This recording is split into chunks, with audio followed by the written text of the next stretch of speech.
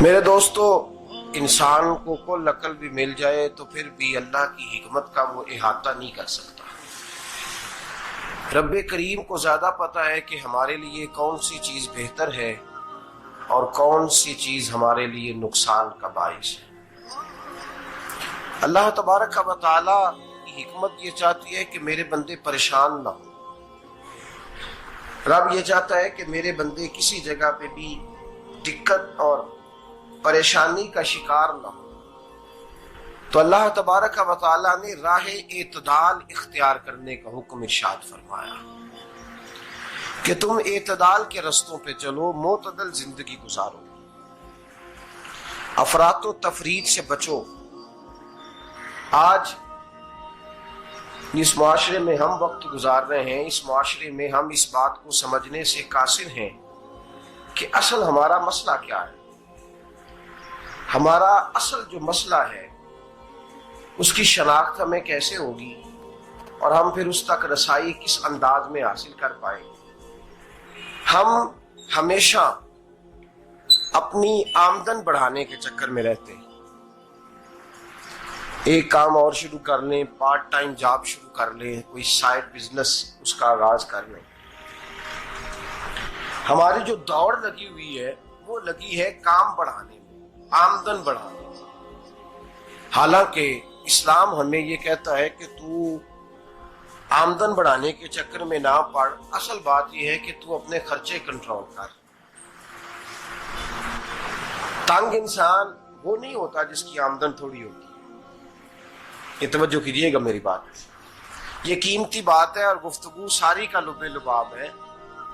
تنگ بندہ وہ نہیں ہوتا جس کی آمدن تھوڑی ہوتی ہے، اصل پریشان وہ ہوتا ہے جس کے خرچے زیادہ ہوتے ہیں۔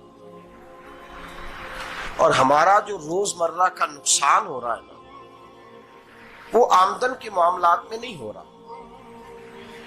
بنیادی نقص جو واقعہ ہو رہا ہے وہ یہ ہے کہ ہمارے اخراجات زیادہ ہیں، اور وہ اخراجات کسی اور نے نہیں بڑھائے، وہ خرچے ہم نے خود بڑھا لیے ہیں اور اب ہمیں اس کا نقصان بھگتنا پڑ رہا ہے۔ اور اگر آپ صحیح معنوں میں ٹٹولیں تو جو بہت امیر لوگ ہیں وہ تو ان خرچوں سے بچ گئے۔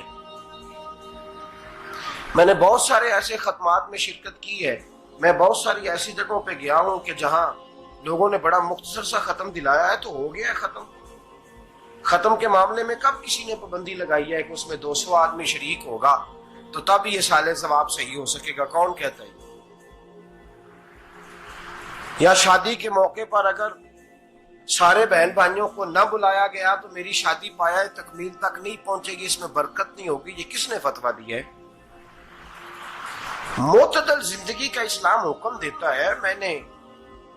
میں پڑھ رہا تھا کہ ایک بہت بڑا صدر ہے، غالباً سوڈان کے صدر کی بات ہو رہی تھی، تو اپنے بیٹے کی بارات لے کے گیا تو 4 لوگ گئے ہیں بارات، اور 15 لوگوں کا اس نے اہتمام کیا اپنے گھر میں کھانا کھانے کا۔ تو کیا شادی ہو گئی کہ رک گئی؟ تو بھائی راگ الاپنا اس بات کا کہ بڑی پریشانی ہے، کوئی سائیڈ بزنس شروع کیا جائے فلان جگہ فلان جگہ فلان جگہ، تو اصل معاملہ یہ ہے کہ پہلے ایک بندہ کماتا ہے تو پھر بھی گھر ہی چلتا ہے، پھر بڑا بیٹا ساتھ شامل ہوتا ہے تو پھر بھی گھر ہی چلتا ہے، پھر منجلا بیٹا شامل ہوتا ہے تو پھر بھی گھر ہی چلتا ہے۔ جو رونا دادا جی رویا کرتے تھے کہ بڑی مصیبت ہے، بڑی مشکل ہے، گاؤں میں رہ اکیلے ہوتے تھے اور وہ 5 بچوں کو اور 4 بچیوں کو وہ پالتے تھے، تو جو وہاں پریشانی تھی وہی آج پریشانی شہر میں آ کر پڑھ لکھ کر موٹی تنخواہ لے کر وہی پریشانی ہمیں ہے۔ تو میں جس نتیجے پہ پہنچا ہوں اس کو پڑھ کے، قرآن مجید کی چند آیات کو دیکھ کر اور اس مفہوم کی جو حدیثیں کتب احادیث میں پائی جاتی ہیں اور ہمارے بزرگوں نے ہمیں جو مزاج اس حوالے سے دیا ہے، میں اس نتیجے پہ پہنچا ہوں کہ مسئلہ آمدن کا نہیں، مسئلہ خرچے کا ہے۔ ہمارے خرچے بنیادی طور پر زیادہ، اور اگر پھر ہم زیادہ بوجھ خواتین پہ ڈالتے ہیں کہ وہ مطالبے زیادہ کرتی ہیں، اور اگر آپ مجھ سے پوچھیں تو خواتین کی بھی اگر کسی جگہ کوئی عادت خراب ہوتی ہے تو اس میں اصل کردار اس کا ہوتا ہے جو وہ عادت خراب تو کیوں اپنے گلے سے اتار کے آپ کسی کے گلے میں بات ڈالنے کے چکر میں ہیں؟ وہ خواتین کی طبیعت نہیں ایسی ہے. اصل بات یہ ہے کہ ہم نے عادت ڈالی ہے, ہم نے یہ مزاج ان کو دیا ہے تو ان کا بنا ہے, نہ کیسے بن سکتا. تو اعتدال جب تک زندگی میں نہیں ہوتا, پانی پیاس بجھاتا ہے لیکن ایک گلاس ہی ہو تو پیاس بجھاتا ہے, بالٹی کو منہ کو لگائے گا تو کپڑے بھگو دے گا اس کے. حالانکہ پانی بری چیز کا نام نعمت ہے نا بہت بڑی اللہ کی, لیکن پیالے میں ہی اچھا لگتا ہے. کوئی مٹکا منہ کو لگائے گا تو تانگ ہوگا, پیالہ ہی بہتر ہے اس کے لیے. تو میرے دوست, مٹکے سے بھی بعض اوقات کام چل جاتا ہے, لیکن اگر کوئی کہے نہیں مجھے دریا ہی چاہیے تو اس کا تو گھر بہ جائے گا, سارا گھر بہ جائے گا اس کا. ہمیں دریا قابو کرنے کا موڈ بنایا ہوا ہے تو اس سے گھر بہا کرتے ہیں, اس سے گھر بنا نہیں کرتے. گھر پیالے سے پانی پینے سے بنتا ہے. اگر تو دریا پہ قبضہ کرنے کا موڈ بنائے گا تو گھر بنے گا نہیں, گھر بہ جائے گا.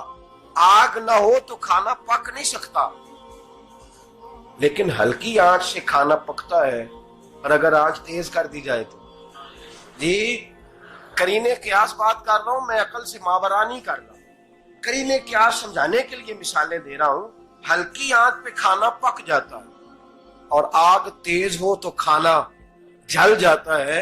تو کھانا اتنی دیر کھانے کے قابل رہتا ہے جب تک وہ ہلکی آنچ پہ پکتا ہے. تو جتنی مرضی تو کہتا ہے نہیں میرا گزارے نہیں, آگ تیز ہونی چاہیے, تو میاں جل جائے گا, جل جائے گا. ہوا نہ ملے تو سانس نہیں آتی, ٹھیک ہے, آکسیجن نہ ہو تو سانس, ہوا نہ چلے تو گزارا نہیں ہوتا. لیکن اگر تیز چلے نا, اگر تیز چلے تو آندھی اور طوفان بن جائے تو چھتیں گرا دیتی ہے, جانیں لے لیتی ہے. ہم ہیں طوفان کے چکر میں, ہم ہیں دریا کے چکر میں, ہم ہیں بڑے لاؤ کے چکر میں. تو میاں ہلکی آنچ ہی اچھی ہے, یاد رکھ. اور ایک گلاس پانی کا اعتدال سے ملتا رہے تو وہی ملتا رہے, ضرورت کے وقت وہی بہتر ہے. تو پورے دریا پہ قبضہ کرنے کا پروگرام نہ بنا, تانگ ہو جائے. اور میرے عزیز یاد رکھ, ہوا سانس لینے کے مطابق ملے تو وہی اچھی ہے, جو سانس بند کرنے پہ آ جائے وہ ہوا اچھی.